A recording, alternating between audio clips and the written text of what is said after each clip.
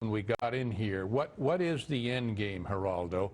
And these are the things that you're bringing up that I think are very important questions. Okay, we have White House correspondent Mike Emanuel live now. Mike, thanks. I know you got drafted on very short notice. What do you know about what we are about to hear from the President of the United States, Mike? Not a lot at this point, Geraldo. We understand it's a foreign policy-related matter. Of course, there's great speculation it may have something to do with Libya, but honestly, senior White House officials I've spoken with have said it is big, and which we knew, obviously, when you have the President of the United States hastily calling reporters to make a comment at 10:30 on a Sunday evening. That is a most unusual situation for any White House, and so at this point, they are setting up in the East Room. We expect to see the President momentarily, and it's not clear if it'll be about Gaddafi or some other foreign policy matter elsewhere in this crazy world we live in these days, Geraldo. It is a crazy world, Mike, and in your long experience, have you ever lived through an announcement like this, reported on an announcement like this on a Sunday night on such short notice, Mike? Not at all, Geraldo. You know, in fact, when I heard 10:30 statement, I thought it was going to be 10:30 tomorrow morning, and then all of a sudden it was 10:30 tonight, and White House aides I spoke with said they were not going to give away guidance in terms of specific topic, but they did say it was big and suggested that we get in here this evening, and so here we are, 10:30 on a Sunday evening, waiting the President of the United States, and not quite clear what he will say at this point. Okay, did they use the word big, Mike? I'm curious. Did they specifically say big? Not exactly. They just said you probably want to get to the White House for this one. So I took that to be very big. That is very big. So what's the buzz in the room? Have your fellow denizens of the White House, you know, aside from saying, "Oh my goodness, what's going on?" Well, what is the atmosphere? Describe the atmosphere among colleagues there at the White House, Mike. It's tense because you see a lot of camera crews running around to get in position for what we expect to be a big newsmaker on a Sunday evening, and so there's a scramble to try to figure out what he's going to talk about, a scramble to figure out how we're going to make it happen, how we're going to bring it to you live tonight. So there's definitely tension in the room, and you're seeing a lot of people come running in from various activities all over town for the chance to hear the President make some news tonight. I think that is an understatement if I've ever heard one. With the President's now 6 minutes late, may we assume that that tardiness has to do with giving the Fourth Estate, giving the media a chance to get their technological act together so they can broadcast it live to the nation, Mike?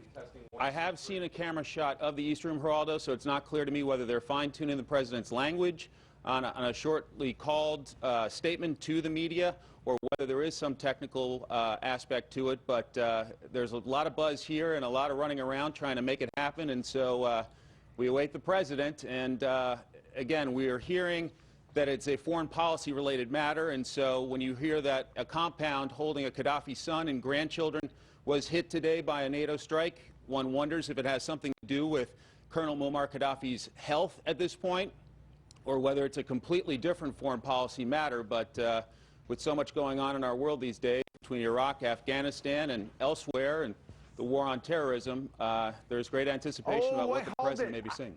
Ladies and gentlemen, something I just thought of, and Craig brought in a message from the newsroom. What if it's Osama bin Laden? Can you imagine, General? Wouldn't that make our weekend? Yep. Wouldn't that high five how that son of a bitch has wrecked our lives for the last 11 years, caused such anguish? Wouldn't that be a wonderful way to cap a weekend? I'm not, again, ladies and gentlemen, please do not. Please, this is a reporter relying on experience, telling you what my surmise is. These are options. These are not facts. I'm not reporting anything to you. I'm just saying that General Thomas McInerney and I will be high-fiving, and the tears will be flowing if the news is that good. And we should be that lucky, General. That could be the 1st of May, Geraldo. Lucky day. 1st of May, lucky day. Would change the whole import of May Day. Wouldn't that be? Wouldn't that be something? I'd only prefer it on Cinco de Mayo, a couple of days. All right, folks. You know, and Mike, I think Mike Emanuel really says it very well. This is something that is new to all of our experience. we think what? What do we think? Chad, one of our reporters is reporting that Bin Laden may be dead. Bin Laden Maybe. no, I will not report, but I will say that it is possible that the terror mastermind who killed so many Americans striking from his bases in Afghanistan, Osama bin Laden, something may have happened to him. And when it comes to weighing the devil in Libya with the devil in Afghanistan, I'm telling you, we've got a much stronger beef and a much more profoundly important national security interest in seeing the terror mastermind who killed so many Americans on September 11th, 2001, finally exiting the scene. Maybe he's gone on. Wouldn't that be nice? And again, this is not a fact. I am not reporting it as a fact, but wouldn't that be nice if it were that? And General, you want to talk about how he's affected your life? I mean, Gaddafi's Gaddafi. He's a schmuck. He's a bum. He's a killer. He took down Pan Am 103. We hate him. But Osama bin Laden. Well, this makes more sense because if it was Colonel Gaddafi. Starts bringing in the cars. Stand by. Let's see. Hold on. I'm getting a. What's this? Quick. If it was Colonel Gaddafi. Chad, Senior Capitol Hill producer Chad Pergram confirms Osama bin Laden is dead. Senior Capitol Hill producer Chad Pergram confirms Osama bin Laden is dead. Can it be, ladies and gentlemen? Could it be? This Chad is one of the best in the business. He really is an extraordinary person. Hold it. Bin Laden is dead. Bin Laden is dead. Confirmed, urgent confirmed. Bin Laden is dead. Multiple sources. Osama bin Laden is dead. Happy days. Happy days, everybody. Yeah. This is the greatest. Give me a wide shot of the General. This is the greatest night of my career.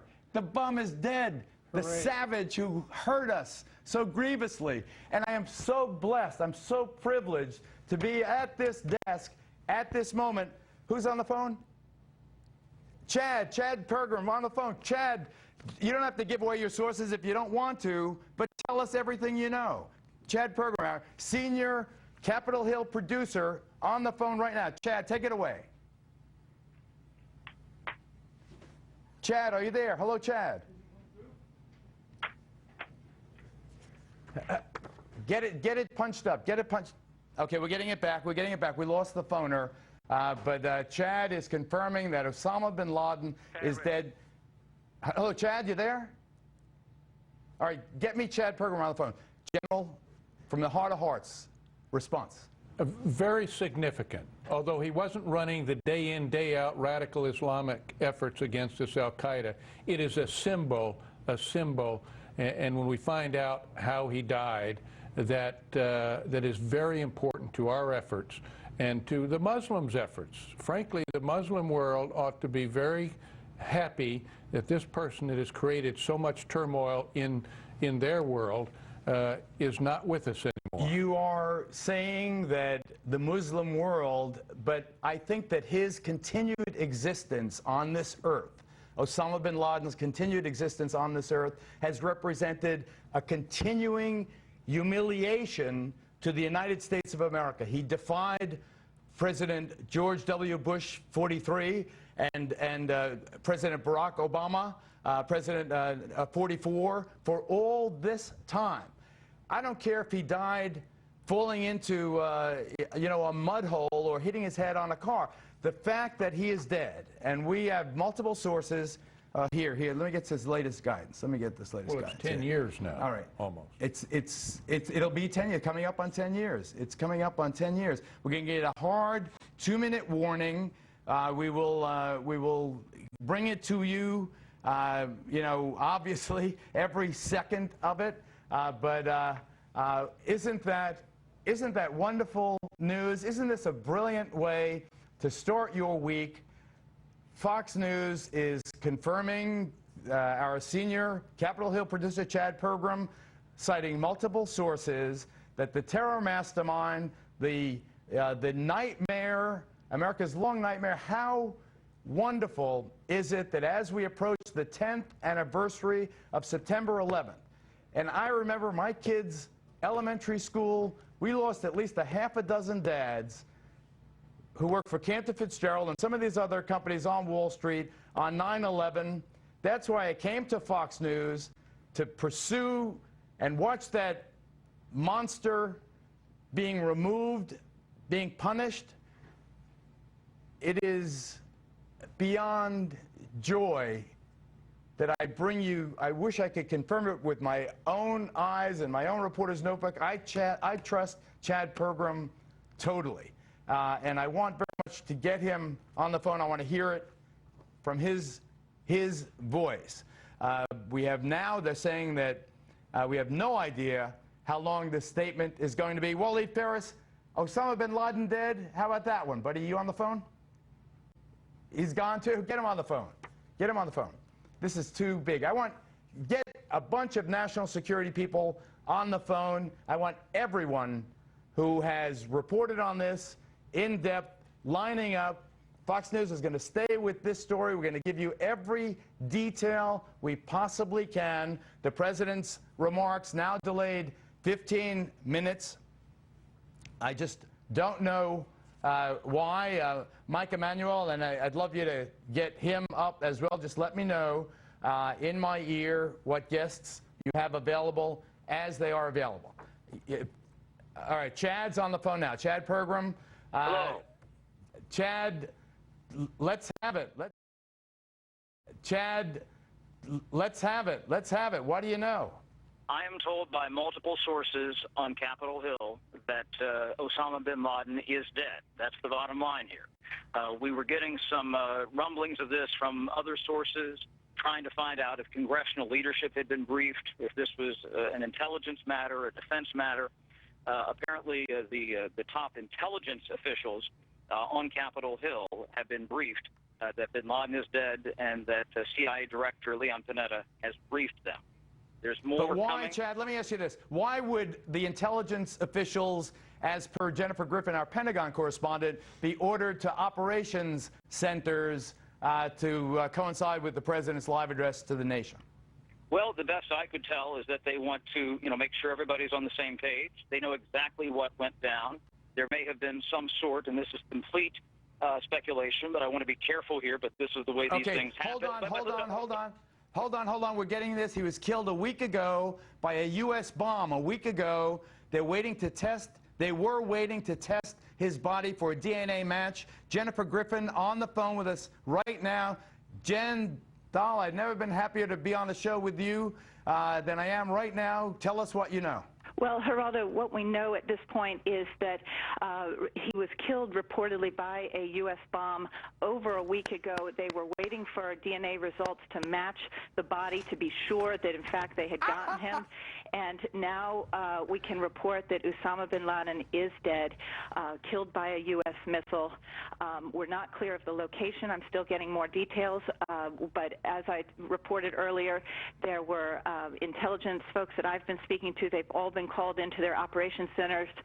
They're waiting for people to get into position before the president is going to speak. Again, as Chad mentioned, they want to be on the same page.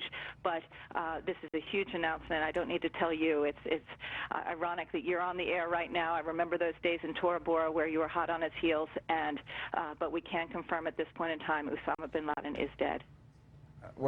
Jen, your feelings? I'm shaking right now. In fact, it's been hard to even type. My fingers are shaking so badly I can't even type on my BlackBerry to get you the information I was trying to get through.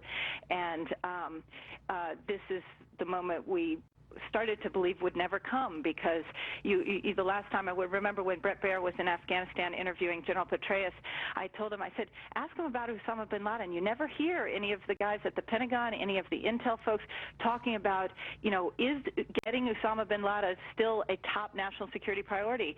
And Bret asked him, and we continued to ask, and there was no sense that they were any closer to getting him. You sensed that they knew what quadrant he was in. They knew that that Pakistani, tribal leaders had certainly given him protection for a long period of time. But Right now, I can say that I'm shaking with this news. I think this Do you know, Jennifer, whether it was in Pakistan or Afghanistan? I'm waiting to get details about where he was struck, so I don't want to speculate at this moment. But I need to get more details. So why don't I get off the phone and I'll get those details to you as soon as I have them. Thank you, Jennifer Griffin, our Pentagon correspondent. Live from Rome, ladies and gentlemen, Ambassador Jim Nicholson, former Secretary of Veterans Affairs. I know, Jim, nice to have you on board tonight of all nights. You're in Rome for the beatification of Pope John Paul, who is now on the verge of sainthood. I know that when you spoke, when you presented your credentials to Pope John Paul, as I recall, you spoke in the aftermath, in the immediate aftermath of 9/11. I want you to tell us what the now shortly to be Saint John Paul said to you. If you could relate that conversation and tell us also from your own heart as a veteran how you feel at this moment, Ambassador. Well, it's, you know, I came to this studio here tonight to talk about the beatification, and these events have come up, and it makes me reflect that the first time I met the Pope, I presented my credentials to him, and it was on 9/13 of 01, 48 hours after the attack of Osama bin Laden on our country. And he said to me, very surprisingly, you know, our formal remarks went aside, and he said, Ambassador, we have to stop these people who are killing in the name of God.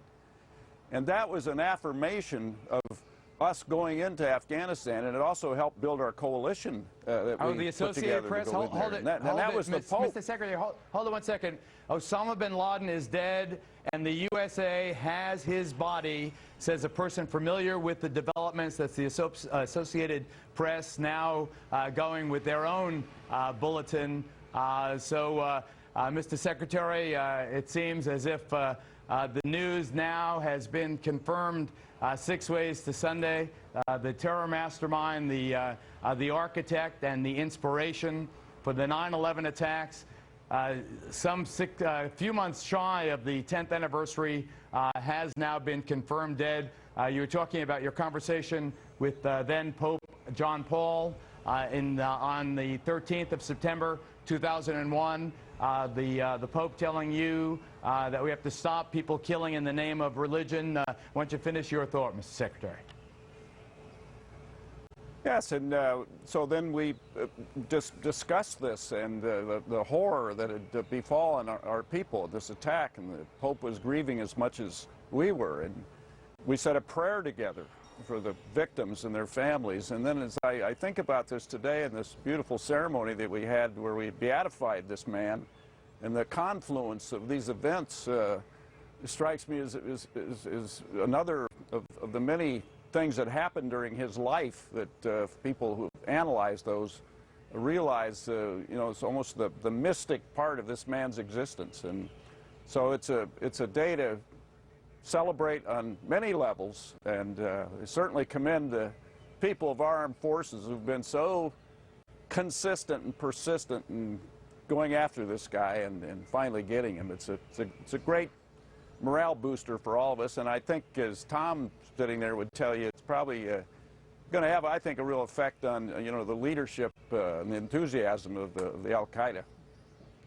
Well, ladies and gentlemen, as you heard first here on Fox News at 39 minutes after 10 o'clock Eastern Time, Osama bin Laden is dead. The terror mastermind, the architect of the 9/11 attacks, is now history. Joining us on the phone now, our national security advisor, I don't know how we could stylize that, but a former defense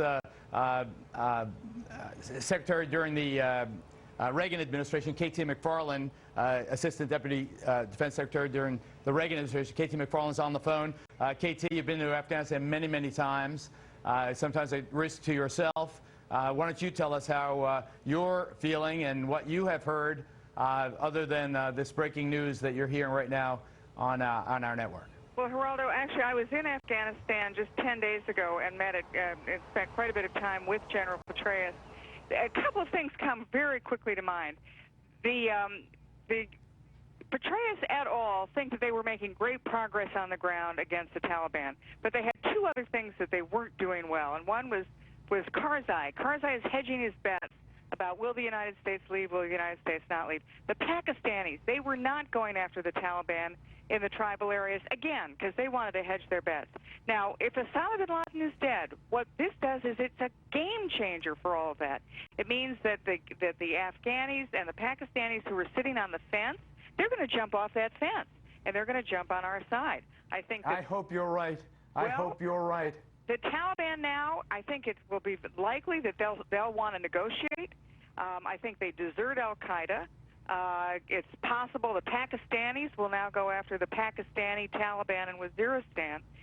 And this could be a total game changer for the Afghan and Pakistan wars. And I think the other thing is, Geraldo, it's a great vindication of Petraeus, because Petraeus was the advocate of the drone strikes, and he was willing to take the fight to the tribal areas in Pakistan and work with the Pakistanis to try to go after the Taliban, al-Qaeda, and Osama bin Laden. And if this is the case, I think it's a great pleasure to him. We are going to pause for just 20 seconds. We will be joining the Fox network in one moment.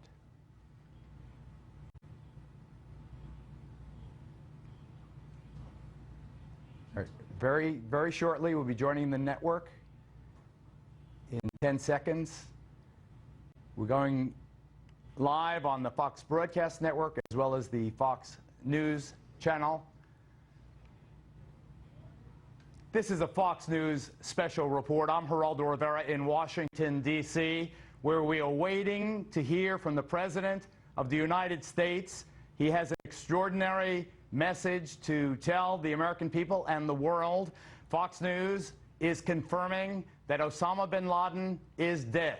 I never thought I'd be able to say those words. I am delighted, ladies and gentlemen, to bring you that message. Osama bin Laden, the terror mastermind, the architect of the attacks that killed 3,000 Americans almost 10 years ago, is dead. He has been killed, we are told, by a U.S. bomb or missile.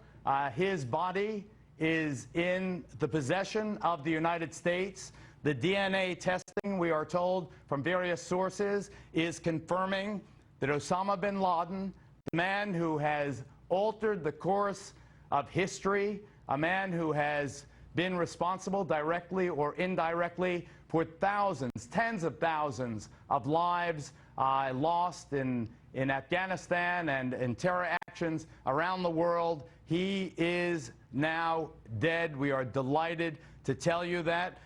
We are told that we're going to get more information. Well, obviously, the President of the United States will be giving us chapter and verse. We are told the Vice President of the United States, Joseph Biden, notified congressional leaders. He began telling members of Congress shortly before 10 p.m. 10 p.m. was when the White House announced that the President would be making this urgent address to the nation. Right now, let's go to General Jack Keane, four-star retired Army. To help close the calcium gap, we're giving away 1 million free cups at yoplay.com. Christina Aguilera is out to find The Voice, all new Tuesday, 9/8 Central on NBC. This is a News 4 News Break. Coming up at 11, last week's deadly tornado set a new record, and it turns out even more twisters battered Virginia than originally thought. Plus, the shuttle launch is pushed back yet again, so what does that mean for Congresswoman Gabby Giffords, who is still in Florida? And Donald Trump lashing out, calling jokes told by President Obama and Seth Meyers inappropriate. And Chuck Bell is here. He'll tell us when we might see the sunshine again. We'll see you tonight at 11. With the Lumix ZS series from Panasonic, you get a travel camera that does it all. Featuring stunning full HD video. And for a small, go-anywhere camera, an incredibly sharp, intelligent zoom that goes and goes up to 21 times. The Lumix ZS series from Panasonic. Life doesn't have to stop for amazing photos. Get out of the cookie-cutter carpool and ditch the box on wheels for this. The road-ripping, fuel-friendly Mazda 3. It outperforms Civic and Corolla with more standard horsepower and available high-tech features. Because if it's not worth driving, it's not worth building. What do you drive? For a limited time, get the Mazda 3 with 0% APR for 60 months plus $500 bonus cash. I'm done with all these lists. And driving all over town. I want one list for one store. At Safeway, you get it all. Great quality and great prices. So you just need a Safeway list. With thousands of everyday low prices, you'll save all over the store. Plus, we have great club card specials, like Refresh Water. 24 packs are only $2.99 each. Quality and low prices, so there's one stop for everything. At Safeway, that's our promise. That's ingredients for life. Whatever your car is doing, we'll check it out and fix it right. Check engine light on? We'll check it for free. AA MCO.